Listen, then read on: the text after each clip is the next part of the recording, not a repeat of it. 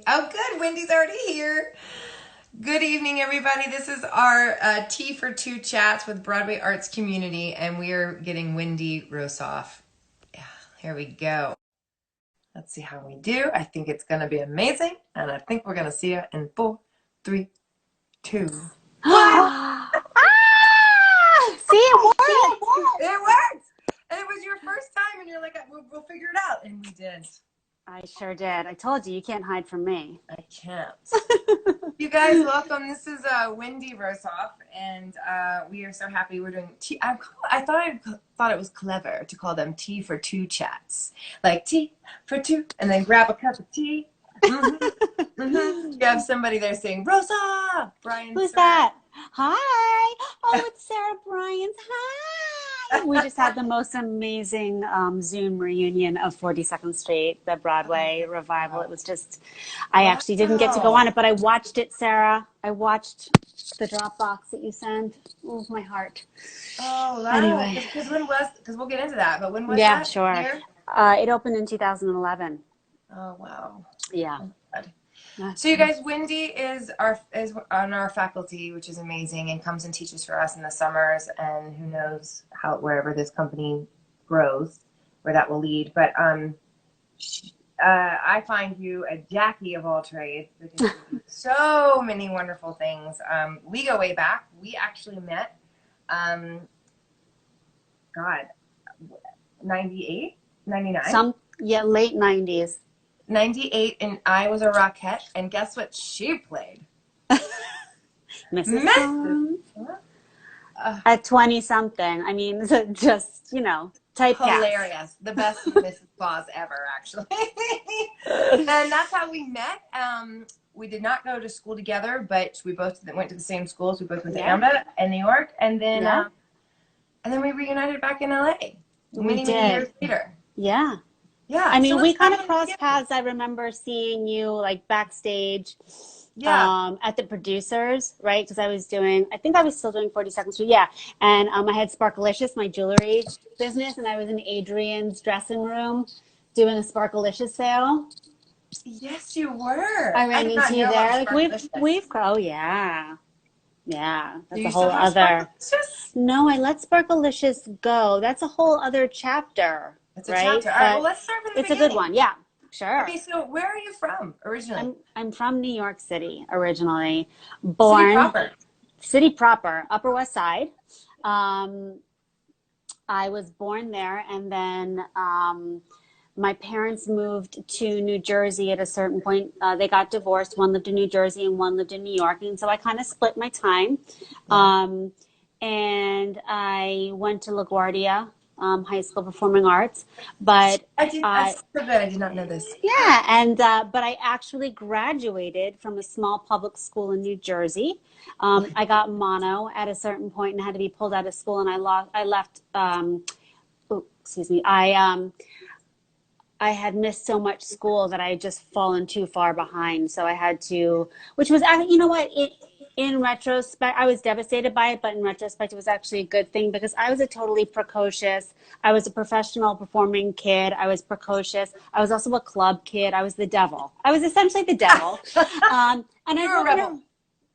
Well, I grew up in a really dysfunctional, divorced household, and was of that time. So I had way too much freedom and way too much room to get myself in big trouble. So it was good that New York City.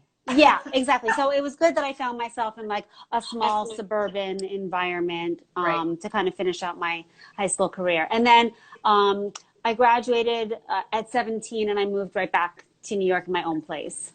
So I had my own apartment at 17. And that was it. I was, I was back in the city for good. Yeah. Wow. Yeah. Wow. So then you were back in the city, but before you do that, I would love to know, like, when did it all start for you? What was the show or the thing you saw that gave you the bug, and what was the art form that you started in? Yeah, sure. So I had been in dance classes from the time I was like 3 or 4, those like little rolling around on the floor modern dance classes that we all take, that I loved so much. And, I was in ballet and jazz for the most part, all growing up. What's interesting is that, and we'll talk more about this later, but I'd never taken a tap class until much, much later in life. Wow. I mean, I was already auditioning and didn't know how to tap dance. It's natural, really natural. Then you had a natural Yes gift for and it. no. And Yeah. it's kind of interesting. Like, this is a Yeah. great conversation to have. But Yeah. so anyway, I I was dancing from the time I was like an embryo, and I came from a super musical family. So my parents are both musicians. My mom, cellist, my dad, a violinist. And they raised us by being essentially Broadway pit musicians. And my dad was the concert master for the New York City Ballet. And they did record and film dates, which at that time, like, they were in the last of the golden age of that. Yeah. And my dad owned a recording studio called Opal Studios in the same building as Studio 54 on 54th Street. And so Wow. I grew up in it. And so my dad was subbing for Sweeney Todd. And I used to sit in between my dad and the conductor and all the shows. And my mom, same thing. I would sit in the pit and watch shows. And I looked up on that stage and I was like, I clearly need to be Mrs. Lovett. Like, it's obvious. And that much is clear. Wow. And, From the view of the pit is when. yeah, that And was how it. old? And then how old were you when that moment happened? Six. And so then we had some very good family friends who they were friends of my parents who were professional musicians as well, and their kids were performing kids, and they had just gotten auditioned and gotten into the Metropolitan Opera children's situation, and we heard about that, and we were like, we need to audition. And I went to that audition. I was like 6 or 7, and Yeah. and I auditioned and I got in, and that was a defining time for me. And that's Um, amazing. and That's a big that's deal. how it began. It was a One big second. deal. One second. I gotta get rid of my dog for a second. Yeah, I hear him. Yeah. Hey, guys, stop. No. No. What happened is my husband came home. Austin, keep talking. Stop. I have a pit bull that sounds like he'll kill you. Oh my goodness. No, Things are she getting won't. serious there. She won't. She won't kill you. All How right. many dogs do you have? I have just little Lucy still. Yeah. Remember Lucy? Yeah. Yeah. And I have my pit bull Cinnamon, who is my husband's dog. So Oh, okay. Yeah. yeah.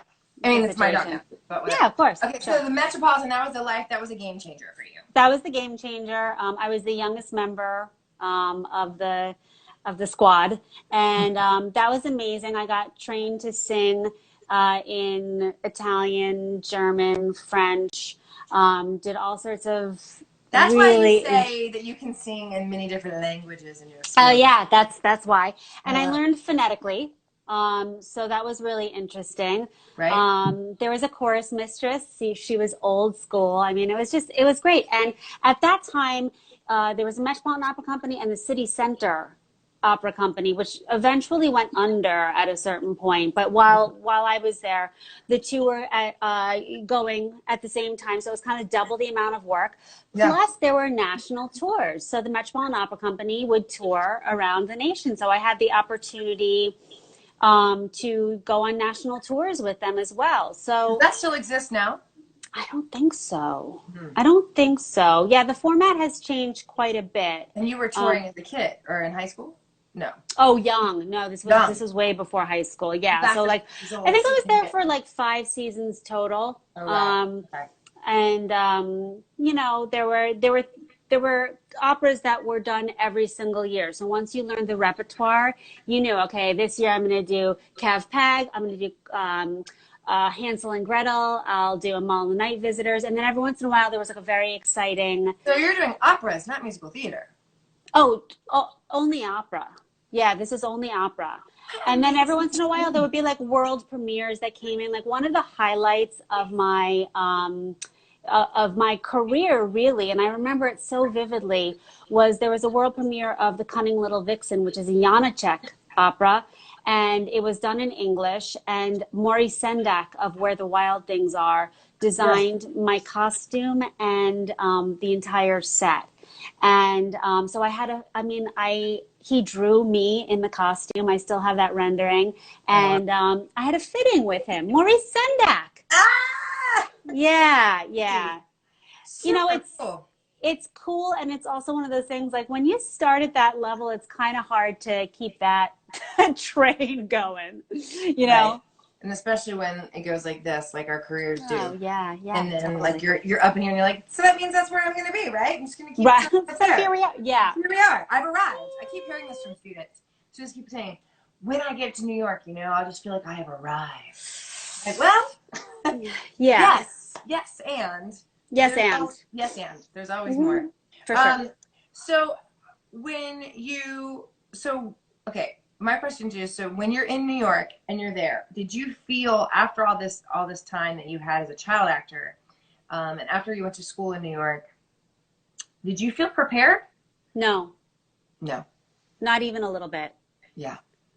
I Really? felt After all that being I felt the like growing up opposite of prepared. Well, it's a tricky thing when you're a child actor, because the things that are currency for you when you're a yeah. child are actually the opposite of currency when you're attempting to be an adult. The one thing that I understood was how to operate in a professional environment. Right. And I was always like a very smart, precocious kid. So I picked up things very quickly. I could gauge the temperature of a room really quickly, like all those things that that comprise professional behavior. Yes. Um, I think I was really, really good at. But along the way, and I think this is one of the massive dangers of being a professional child actor, is that I lost my sense of fearlessness. And I started hedging because I didn't trust myself anymore. Mm. Because as you have wins, you also have rejections. Yes. And I didn't trust myself enough. And as a young adult, I got so much mixed feedback from so many different teachers. Everybody's information was different. And I wasn't fortunate enough until a certain point to latch on to decent mentorship, if you will. It wasn't even called mentorship at that point, which is like, as we know, it's the most important thing. And it's one of the things that I always make time for at this point, being a mentor, because I know exactly what it means to be without one and that feeling of being lost at sea. And so, no, I felt the very opposite of prepared, and That's interesting. I really had to undo entirely everything that I knew, and also be willing to start at just scratch Gotcha. and say, yes, I had all of those experiences. And I had also, in addition, which we didn't really touch on, but very briefly, Yeah. while that whole Metropolitan Opera and performing, and I also had the opportunity to do some really big films during that time. And I got very heavily involved with voiceovers and jingles. A manager had found me through the Met, and I was with one of the largest So management that companies in New started York. then. Voiceover started then. Then, oh yeah, and that Yeah, was because Wendy nonstop does it for all, me. you guys. Really has touched upon every single aspect of our business, which is pretty phenomenal and not a lot of people can do. So I didn't know that that came from childhood. Super young, yeah, yes. And I just kind of fell into it. Sometimes you don't realize how fortunate you are when you're working and it comes too easily, because when it doesn't come easily, you're like, wait a second, does not compute. You know what I mean? Yes. So anyway, yes, I mean that was a very long-winded answer No, of that's no, I actually, did not feel prepared when you I didn't feel first started prepared. out. Great. So then you didn't feel Mm-mm. prepared. And then how many years did it take you? I mean, because I know that people like, so we have a few people watching that I definitely know that are some of our students. Like Sophia is a little child actress, 13. And then Izzy is in high school. No, Izzy's about to graduate, I think. Is Right, this Izzy? Izzy from OSHA? Yes. I love Izzy. She's Izzy. come to my drop and tap class. Talented lady. She is a talented girl. Yeah. So, so they've been a part of our thing. And now I got sidetracked. So you do this. Okay, so right. So I've got 13-year-old who's like possibly auditioning for 13 musical. I've got Izzy who's about to go to college. Yeah. And you're out of college and you're out of all this experience. And then you're in the real world. What did you do? How long did it take for you to start to feel like how many years was the dream Broadway when you were like finish school, you're like, I'm still not quite there. Where were you? Take us to where you Sure. were thinking in your head. Right. So yes, the dream was Broadway. Okay. 100%. Okay. At full stop. Full stop. Nothing would stop me. Nothing. Amen. Nothing anybody could tell me. I mean, it was tunnel vision, right? Blinders on. Yep. So I was in a unique position because I knew exactly what I wanted and I was single-minded. I also was smart enough to know that I was underprepared and I was living in some sort of Barbie dream world, I think, for a while, that my raw talent, because everybody used to talk to me about my raw talent. And I didn't put the pieces together of creating this really smart package to help people understand who I was and where I belonged until later. So I was kind of just like, bleh, like this kind of lovely mess. Yeah. But there's no time for lovely mess in non-equity summer stock, which is what I was auditioning for. You know what I mean? I do know what you mean, but what do you mean by that? What does that mess? They might not understand what that means. Yeah. Okay. So, I mean, it's a few things, right? So it's like that idea of having a lot of raw talent and it being unharnessed. It's that idea of not having enough training to back up that raw talent. Good. It is not understanding who I was and what I had to offer, where my strengths were, and then where I really needed to find my weaknesses. And then I got in my head at a certain point, and that was the death of it. So I started bombing auditions where I didn't bomb auditions before because my confidence had taken such a huge dive that I was no longer even doing what I was capable of in auditions, not even close. I was living in that mental warfare of the audition. Yes. And I started having like severe audition anxiety. And that was a combination of a childhood of performing and also having very, very critical people telling me things that went in the hard drive that went on a constant. I didn't understand. I didn't know how to do the work to undo those tapes.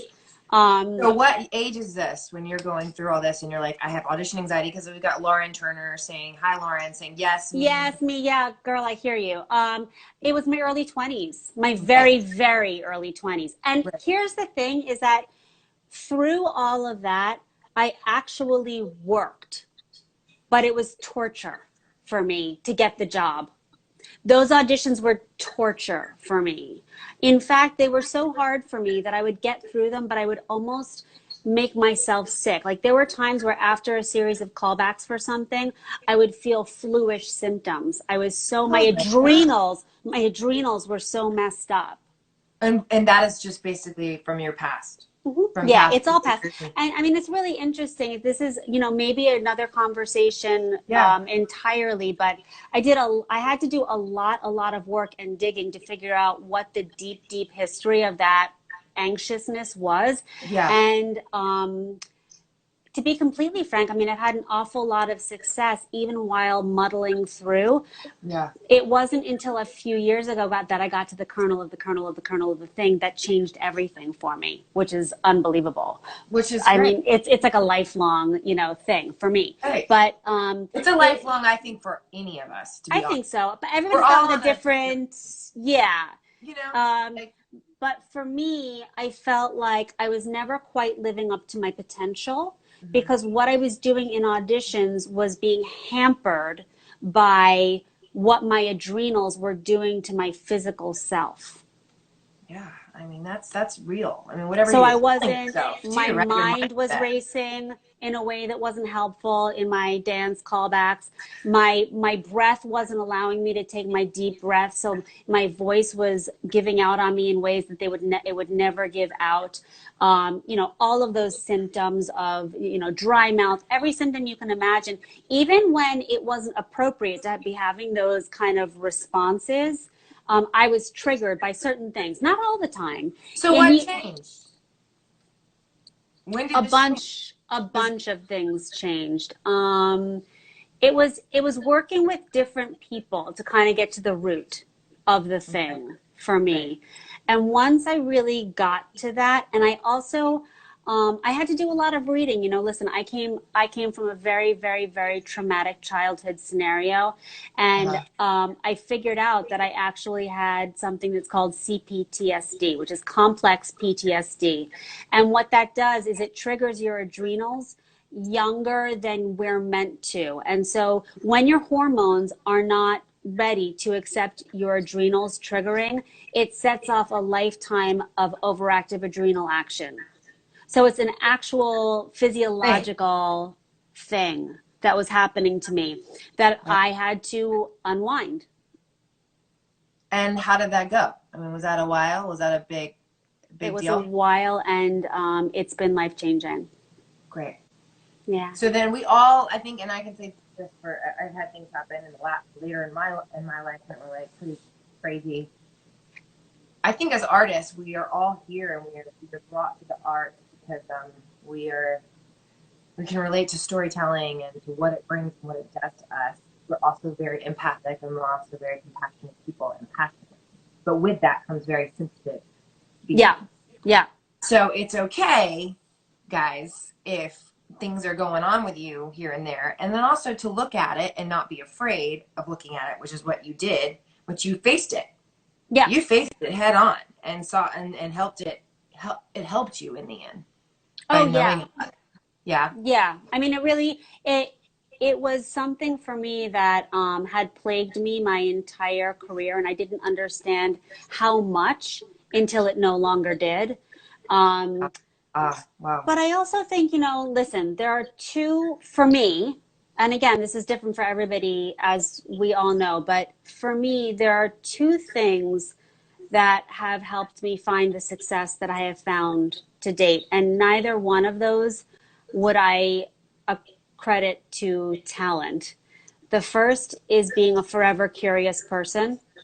So I was always and am Beautiful. always the first person in the rehearsal room and the last person out. I love to watch people working. It's always been one of my passions. I'm a life observer. I love to be in class. I'm a class rat. And that's something that I actually inherited from my parents. I never knew it was not a thing. You know what I mean? We just were Yeah. always learning, and I always have been. So to me, that's That's one. a gift. That's a And gift. then it's a huge gift. And then the second one is that I am probably one of the least afraid people to fail because I know failure very, very well. And so I know without a shadow of a doubt that the only way to become exquisite is through failure. It's the only way through. It just is. No. It's the only way. That is right. I mean, And so for me, those two things have kind of helped me, and I didn't know this while it was happening, but it helped me kind of supersede the muck of that adrenal reaction that I was yeah, having, because I yeah, wanted it so bad, and I had right, those two things working for me, that it was like, you get punched, please, sir, another. You get punched, please. What other road is there? What other path have I not seen? What other teacher have I not bound to? What other skill can I get? You know what I mean? I was just like, right. ah! Hurrah! So then what Yeah. happened? So you're saying that was happening in your early 20s. Oh, How yeah. long did it? Yeah, so then So, your Broadway debut. right. Okay. So, let's see. So, as I said, I was working. I mean, I started working professionally when I was 19, as an adult. Mhm. I Yes. got my first gig at 19, and I was working, but I just knew that I was okay. I was serviceable, but it wasn't going to get me to where I wanted to go. It just wasn't. I knew it. And so I decided to stop auditioning for about a year and a half. And I found God bless you. I Thank you. found the very best teachers that I could find. I asked all of my All right. Broadway like secret weapons, and I found the classes that nobody advertised, that nobody knew about were happening. They were like in weird, you had to go up 5 spiral staircases in a dark studio, and I was in acting class 3 times a week with like the most phenomenal people. I had a private acting coach. I took voice lessons with someone who was just like, for me, I had to like rebuild. I just Pause. How did you? I know people are thinking, How did you afford all that? I was, I'm thinking to myself, 3 acting classes a week. I've always, you know what I mean? Like that stuff is yeah, expensive.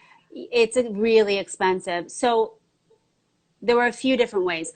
One, I was fortunate enough to move back into my dad's apartment during that time. Great. So you didn't have to worry That's about a rent. huge one. So rent was not an issue for me.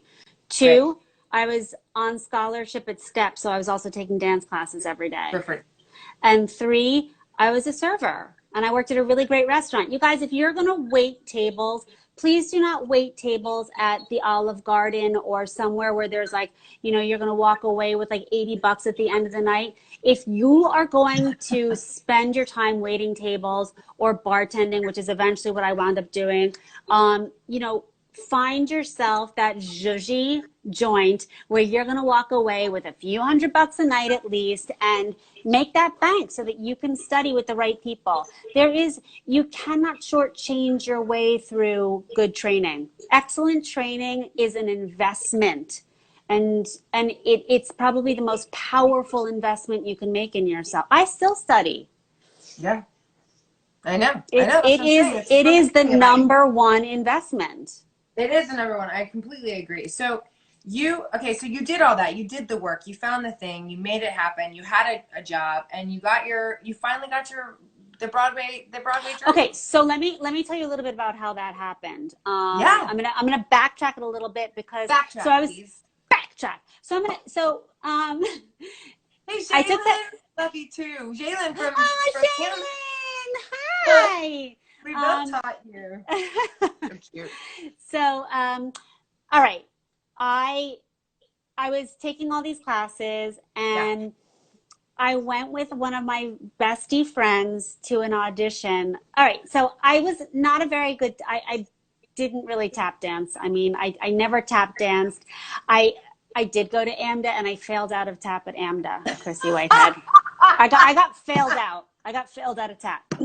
And Did you go? Did you go?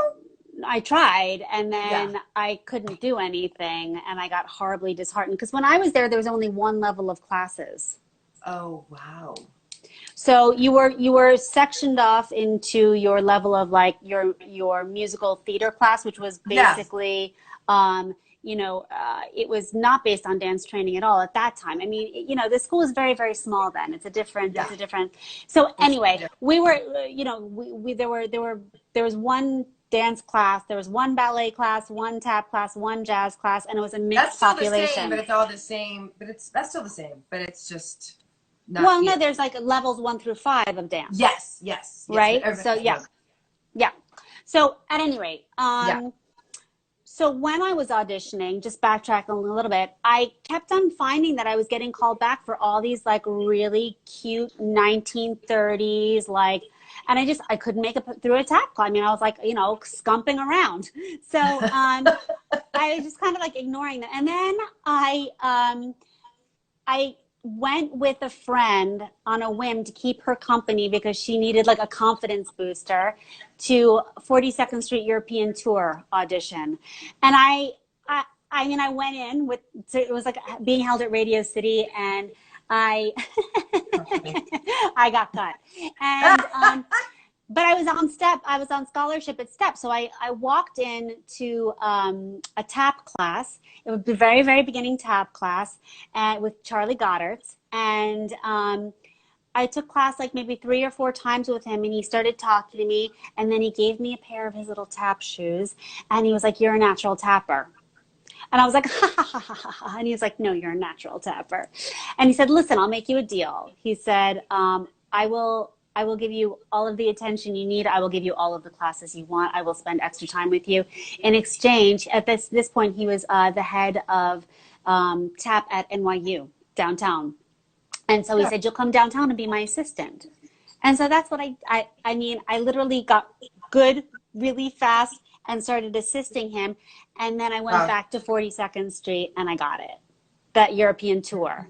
And that was my first. So you went on the European tour first. I went on the European. So 42nd Street is one of my show. It's my show. I mean, it's my lineage, right? So I have a few of them, but that is one of them. Certainly. But I love that you went to Europe. I went to Europe, and I was by far the weakest first of all, there were only like 3 replacements. That tour had been going Yes. since like 1980, whatever. Right. And everybody was like, it was a great gig. That was back in the days when like those European tours were like, Yeah. they weren't quite production contracts, but they were yummy. They were yummy. Yeah, And yeah. you lived in like Paris, Berlin, Zurich, sit No, downs, my girlfriend did West Milan. Side Story. Yeah, exactly. tour, I and mean, I it was was like, all of those. It was the yeah. same company. So anyway, what used to happen then is that company classes were a thing. So before every show or on 2 show days, one of the members of the company would give company class or a big warm up or whatever it was. And I was, again, going back to the forever curious, I was hellbent. I just fell in love and I was hellbent, and I just felt like the weakest link. I always felt like I was one step away from being fired from that job. Like I was just like, you know what I mean? And I just wanted it so bad. And so I took all the class I could, then it came back, and then I found my true tap mentor, who was Alan Onicle. Yeah. And I took class nonstop. And in Alan's class, his classes were usually pretty small. One of the things that I love so much about Alan is that he is just such tough love.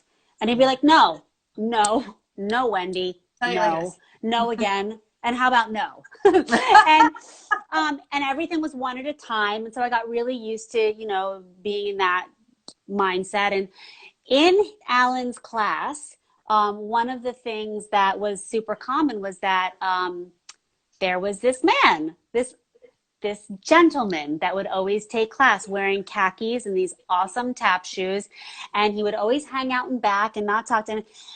And after a while, this man started talking to me and asking me about myself, and then he started giving me like light little career advice, and I never knew who he was, but he was just kind of like this old school tap gentleman. Bam.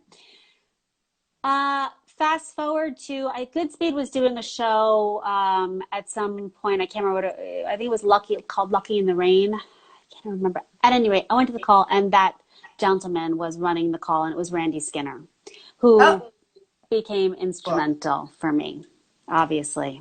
So Randy Skinner, tell them who Randy Skinner is. So Randy Skinner is the choreographer of the Broadway revival of 42nd Street, which I was a member of the original cast of, and I've worked with him in several shows, and he became someone who I would literally just chat with after class, not knowing who he was. He took interest in me because I think he just saw that I was a worker bee and was interested, Did you ever assist him? I did not assist him. So I actually, fun fact, when I originally, it wasn't the official offer, but I got a call from Megan at Binder, who you know. Yeah, I mean, she's no longer with Binder, obviously, but Megan. And she said, hey, we're looking at you for dance captain when the offer came in for 42nd Street. And there was only at that point going to be one dance captain. And I was like, oh God, because I at this point now, I had gotten, so in between the European tour of 42nd Street and that 42nd Street, I started working my face off. Things started moving because I found that I started to find my niche. And the other thing that started happening was that I was fortunate enough to be, I was playing a lot of roles. I was doing a lot of non-dancing shows as well, which I really, really loved. And then I would kind of do these like big corporate giant shows, and then I would do something smaller, or I would do my Fiddler on the Roof, which was another one of my shows, and play one of the sisters or whatever. At any rate, I'd done my Crazy for Yous. I'd done like the big tap shows, and I started being asked to be dance captain of all of these shows. And when you are a very competent, smart person who likes being in the room, who's forever curious, all those things, it's a natural progression. It kind of goes, I was going to say, And so I wasn't surprised, and Randy knew me at this point, because I had been up for the Westchester Broadway 42nd Street that was basically the precursor to the Broadway one. Right. And I did, No, Randy had offered me George M at Goodspeed or Paper Mill. I can't remember what it was. Right before that, I couldn't do that because I had booked other roles, and he was so generous. I had gotten offered some sort of ensemble role in George M, Yeah. and at the same time, I had been often offered a season of roles at different theaters, and he was like, "Go do that." And I was like, "Okay, Yeah. thanks." And and he's like, "There'll be others." And then Westchester Broadway came up, and I wound up not getting that. I got all the way down to the end for Peggy, and I didn't get that. But one of the gals, she had to leave the show 5 weeks before the end of that run. So he called me and he said, "Do you want to do it?" And I was like, "Yes, of course." So I went in. I was like Phyllis or Lorraine. I can't remember, which there. Yeah. And that's what led me to. That was right before the Broadway call. So Randy knew me very well at that Yeah. point. Just as a person, he kind of got what my MO And was, I also think. too, I mean, I have seen and I've been noticing this too. Like, yes, people do take class, in New York in order to like with the choreographers who are working or up and For coming, and sure. that's always like smart to do, for sure. Because that happened back in for me. That was I had a relationship with Andy Blankenbuehler during that time, Mm. But and we never got to work together, but he always was like reaching out, and we're trying to see, and still to this day we've never worked together. He's worked with Alexis's assistant, but there Mm. is that kind of that's still happening. That's still going. Is the take class? Maybe somebody will see you, but in fact in your time it seemed a little bit more innocent. It was Whereas very now, innocent. I mean, yeah, whereas we now didn't it's even know who not. he was. But yeah, I mean, I've done that too, though. I mean, I think that that's very common, where it's like Yeah, you take class with people whose work you're very interested in, and it's for multiple purposes, right? Because I feel right, like for me anyway, listen, I was never the most technical dancer. I was my personality and my fire and my mm-hmm. storytelling is what pushed me through.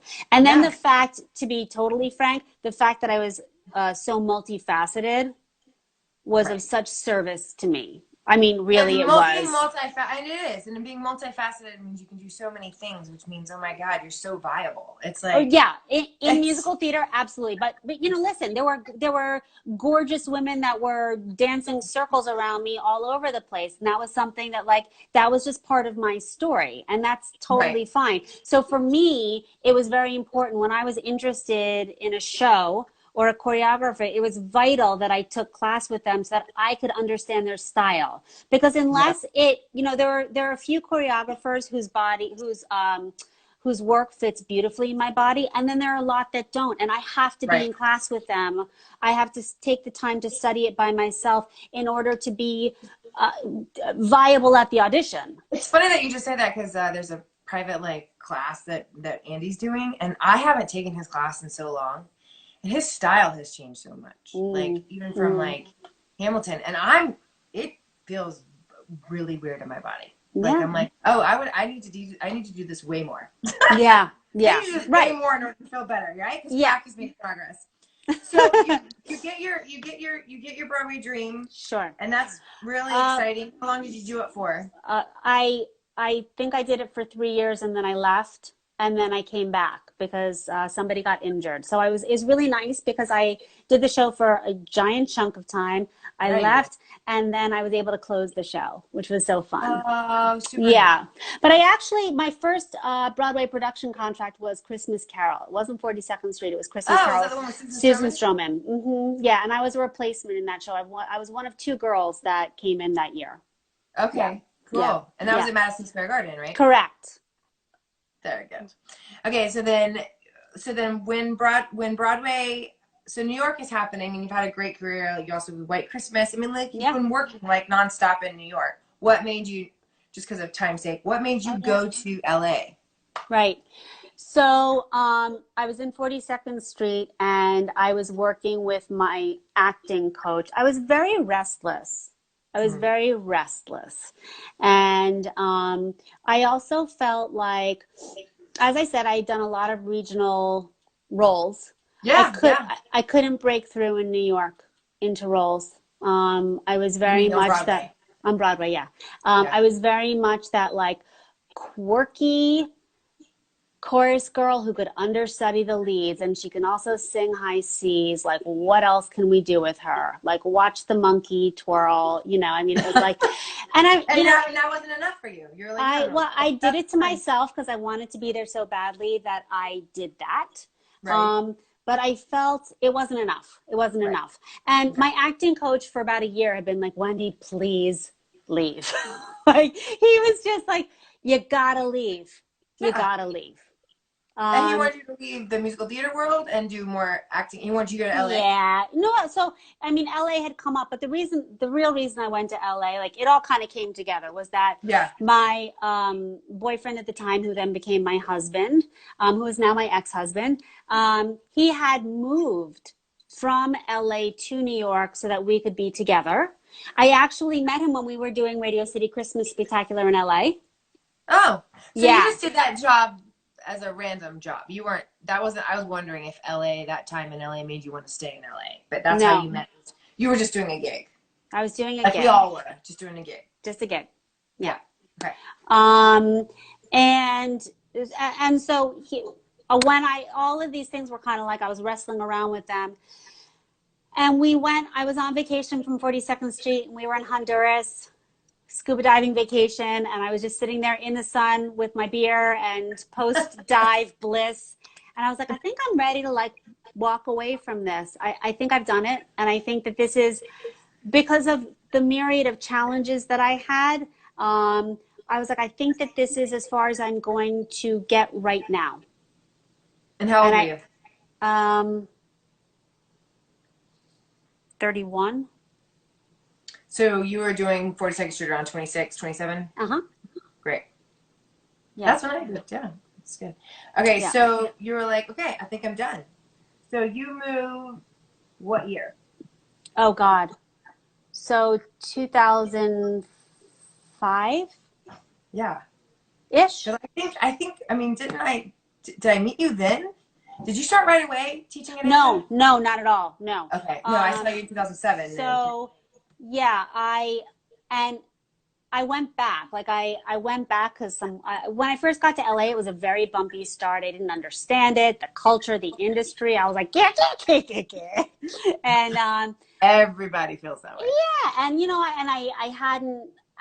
I had so many great connections who were like, don't worry, when you get to LA, we'll set you up with this agent, this manager, this public. And when I got here, everybody was like, you're not 17 and you haven't done anything. And what is this Broadway caca? You know what I mean? And I was like, so, I do know it. so I went back to New York, like with my tail in between my legs. There was some work for me there. So I did like a few more pieces of theater, even though I was done, my heart was done.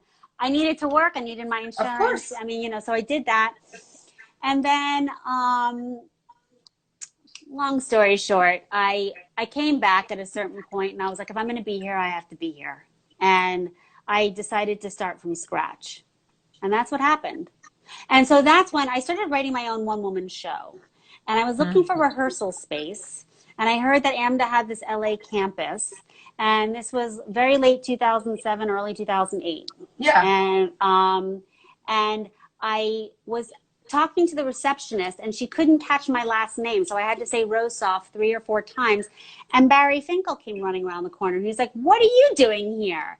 So the last time that I had seen Barry was he was directing a production of Grease at Cherry County Playhouse that I was doing in the late 90s. And he was like, what are you doing here? I was like, Barry Finkel. And Barry's from AMDA in New York. But did you not ever see him in New York? I knew he was not my teacher, but I had known of him. But I'd only known. Okay, so he said, "Come back to my office." So we're chit chatting, we're catching up, and he said, "Listen, John Engstrom's got a gig. We need a sub. You want to sub some tap?" And that's how I found my way to 42nd Street. And now Barry said, you'll be meeting with John so we can bring you up to speed with his class. I had not seen John since the European tour of 42nd Street. Oh my God. John Engstrom choreographed it, right? Yeah.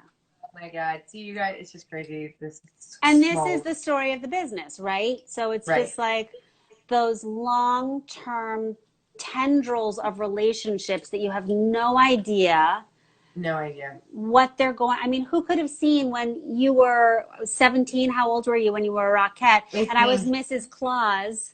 Yeah. Um, which, by the way, I still have such warm, fuzzy feelings in my heart for you during that show because you were such an advocate and you were so just like, I don't know, you were Really? so supportive and lovely during that time. Yeah. Yeah. Oh, I'm so glad to Yeah. hear that because you don't Yeah. remember yourself. I don't remember myself any. I You feel like were. at 18 I would be obnoxious and You hyper were and not like, enough. Well, not to me anyway. And listen, you know how like big that show is? yeah, And I had done that show a few times. Like, and the Rockettes were so separate from right, Mrs. right. Claus and Santa Claus. Like, I But was just I like, was wait, drawn to who, all the what? characters. Yeah, but I was drawn to all the characters, right? Yeah, of So course like you to me, where. I was Yeah. fascinated. Yeah. Yeah. Little Yeah. did Yeah. I know where I was Right. headed. Right. I love that. Well, thank you for saying that because Of course. it is Of interesting that course. time. 22 years ago. It's crazy. Yeah. My God. I know. So you had a one-woman show, So I did this and one woman show. Yeah. yeah, That was great. I mean, that was a great experience. And that actually started me on my trajectory of kind of becoming a creator. right. So like, let's list it all. Like you have now at this point, up since you came to LA, you have developed and grown, and you have been a director, right? A Mm-hmm. choreographer, Mm-hmm. a producer. Have you produced, right? Mm-hmm. Yep. A writer. You're a writer. Mm-hmm. Oh my God. Um, you do voiceovers. Mm-hmm. Uh-huh. And you're also an actor. You tap. You do Bart Simpson voices. But you know what I mean? Like, um, I've slowly been going in this direction too. And you also edit. I know you Mm-hmm. edit. Yeah, Yeah. yeah. So it's like, and then you also have taught like a class at, are you still teaching at AMDA? Mm-hmm. Yeah. Amazing. Yeah. So you'll teach the industry and networking class sometimes. I remember that. No? I really don't teach industry and networking anymore. I teach a few other interesting classes. Every once in a while, I'll do an industry and networking, but I've been the last few semesters teaching media for the musical theater performer and for the straight actors, which is essentially a mastery of self-tapes. And then I Self-tapes. teach something called the Real Actor, which starts building demo reels for our actors. Got it. Yeah, I've kind of, every once in a while, like I'll do DTP, I'll do Broadway dance, I'll do song and dance, I'll do some tap, all the stuff that I love in Yeah. the dance I mean, how department. does it feel to be able to doesn't that feel good to like live such a creative life? Yes, I don't know how I would survive any other way, to be honest with you.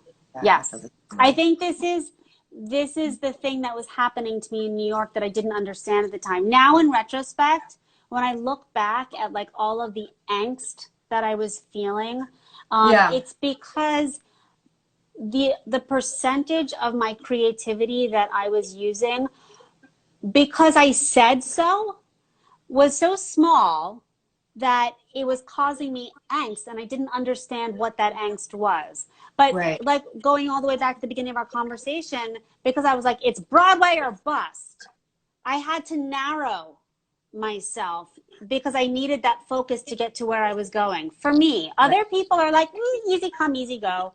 It, Yeah. it was not easy come or easy go for me, but it was all surrounded with a lot of turmoil generated completely by myself. Right. um, Right. Which we've gotten through. yeah, You've gotten through that in a way, right? But then now here, looking at all the stuff that you're doing, does that give you excitement to know that yeah, you have so many different avenues yeah, that you've created for yourself and that you only yeah, get better at by doing? yeah. Yeah. It's an Well, adventure. It's all this like great adventure. And again, going back to the idea of like, I'm so at home in failure that the idea of the roller coaster ride is like exciting to wake up to every day.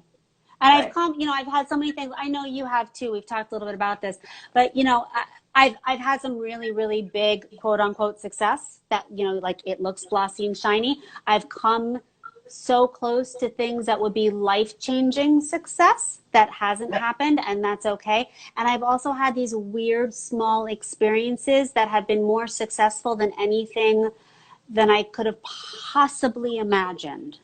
So nothing looks or feels like you think it's going to. Especially in But our business. especially in our business, but you can't be told that until you walk through it, is my take on it. Like, nobody can sit here and give you a lecture on it and go, oh, okay, so I don't need to do that. For No. me, like, no, I'm going to walk through fire and I'm going to learn these lessons. Like, that's it. That's all. I mean, that's the choice we make, right? Yeah. We don't have to walk through it. Artists don't have to walk through this walk. No. We can just say, you know what, that's too hard. I don't want to deal with that rejection, and that's fine. Then you Yeah. gotta like listen to your heart. You gotta listen to yourself. Yeah. So when you say, so I just wanted to ask, I saw that you had Jack Plotnick on there. I love Jack Plotnick. Oh, yeah, he's great. Taking his classes, his stuff is so great. It's so freeing. Yeah. Yeah. I've done a bunch of his Or workshops. coaching with him. Yes. Both. Yeah. $5 workshops. He's the best. They're lovely, and I love the idea. I use this. I talk to my students about this all the time, where, like, people walk around with this bag of emotional heaviness based on their history and what they think, what they've been told, and what they perceive their limitations to be. And one of the best things that Jack has ever kind of described it as is like, you have an option to just go, here's your bag of shit. Whew. It doesn't have to be this like, oh, I've got this bag, and he's like, just make the choice, like, just drop it. Just drop it. Just drop it. His video, his light, his effervescence. He's just super inspiring. Mm-hmm. Agreed. I just love this. Okay. Thanks, Lauren Turner. Lauren L. Turner. Yay, Lauren Turner.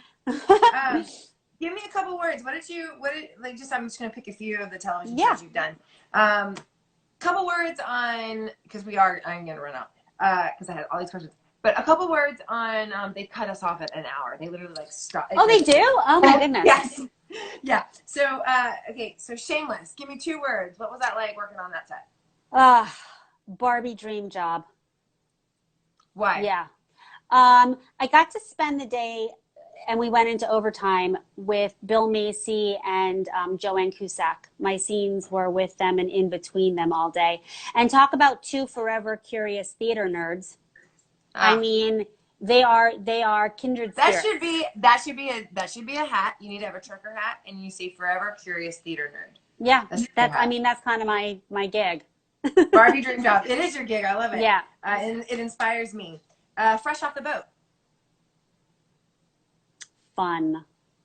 Great day. Happy set. Yeah. Yeah, because when you're coming in as a guest, it's hard because you're not hard. Yeah, really I've had some not great experiences, and this was one of those, like, everybody was grateful that we were there. Super warm.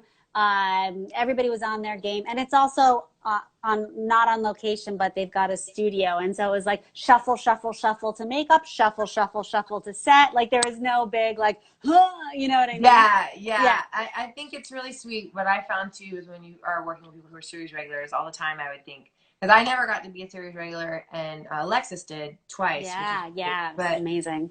Yeah, to know what that's like to be your home. But if I become a series regular, I will be so kind and nice and just give a shake, get their name, a co-star, guest star, I don't care who you are, star, be kind. Because you know who's the best for that? What the best set for that was of all time? Criminal Minds. Criminal Minds, the most grateful, warm. No matter if you had one line or you were the juicy guest star, you were at that table read, and those series regulars were coming up to you. Hi, so glad, so good to see you. You know, I mean, just like warm and fuzzy. I'm blanking on her name, but I was a part of Theater of Note, a small theater company in LA. The blonde? Yes. What's her name? You know what? Yes. And she was actually.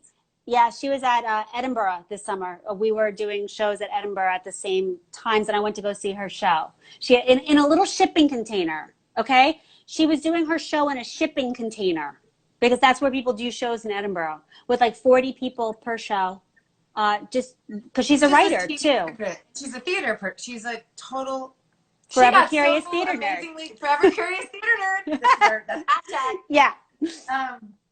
And then I thought, what about your experience on Castle? Tough one. Yep. Tough day. Veep? funny. Pee It's in my Julia pants, Louise funny. Dreyfus, right? Yeah, yeah, Shit. yeah. So cool. So this is some of my favorites that you've done. I just think it's so cool that you were on Thank those you. shows. Last two questions. What does teaching teach you? Oh God, it's a mirror. Mm. I've never been more grateful for an unexpected turn in my life. Um, Teaching has taught me how to be more gentle in general. Gentle with myself because I see myself in others. I'm a natural born empath. And it's also made me realize how good I am. This is gonna. I mean, it already sounds cocky, but how No, good no. I am at seeing through people and being able to grab that pain and make them feel safe enough to work through it. And nothing has made me prouder in my life. Nothing. Not one thing. To see somebody else succeed That is great. out of what was my failure, and I'm able to see it. It's very reflective. I can't quite describe it, but I would have to say that I completely agree. it's just I don't think you understand until you know you've been in that position, right? Yeah. It's life changing. It is life changing because you see the moment before and after. And the Yes. performer, Yeah. the actor feels it and they get it, but they don't really get it because they'll never really see unless they Right. can see their work, which sometimes it's nice to actually have them see their work on camera Yeah. because you can really look at the tools and go, oh, wow, I was really present there. Yeah. Um, what are you doing to stay sane right now? What's keeping you That's a sane? great question. A few things are keeping me sane. My guy Tim and my dog Bruno are helping me stay sane, and really finding balance. I take 2 walks a day and I work out all the time. Like, you know, the physical for me is very important. So that's it. And then the Yeah. other thing is continuing to check in. I'm an over functioning neurotic, meaning that like if I have the opportunity to be productive and I'm not, I feel like I have somehow failed. Like there's this very out of whack, out of balance part of me, and so fighting to find balance in that, and um, recognizing what actually is good and should be happening, and you know, aiming for some things and not getting to others, and Yeah, I it's have a all to good. do. It's It's all all good. good. I have a ritual in the morning that I do, and one of it's like the 5 things that I'm grateful for in that morning, and then after that, I put the to-do list of personal and the to-do list for BAC, Mhm. and then I have mantras for me for that day, right? Yeah. But I look at my little to-do list, and I'm really doing a lot better. This is I'm the same way and concur. I go, great. If I get to all of that, great. If I don't, no worries. And I check off what I did and I don't beat myself up over it. And I make sure like after this is over, I'll shut this down and I'll spend the rest of my night with, you know, Yeah. Craig and our dogs and my Yeah. father-in-law's here. So it is Nice. important to not beat yourself up because we are so productive. But at the other time, it also makes me get very excited about, I've gotten so excited about BAC and all that we're doing Yeah. Yeah, right you now guys and are doing growing. such tremendous work right now. I've been following you and it's just you always are, you and Alexis always are to me, but you continue to inspire and your generosity of heart and talent and availability for your community is it's pretty magical.